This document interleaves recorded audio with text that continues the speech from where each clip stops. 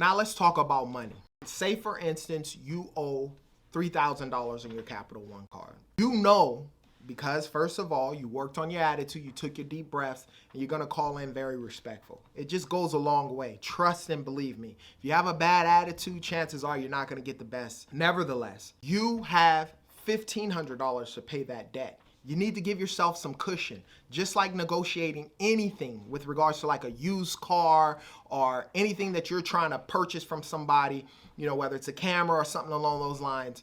You know that your threshold is $15, and the reality is you have to give yourself a cushion. I always typically say $500. Try and give yourself a cushion of around $500. So when I call, if I'm a consumer and I'm calling in to pay off a debt, I know that I have $1,500. I know I owe $3,000. You just have to think of it like this.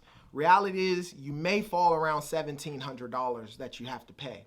But if you tell the person you have $1,000, a lot of times what the debtor will do is place you on hold, say they're gonna ask their boss. I used to do it all the time. I'm not asking the boss. I'm just sort of kind of running the numbers in my head and trying to figure out what dollar amount that I need to do to either make the most amount of commission or to satisfy the creditor so that, obviously we have that settlement arrangement for there.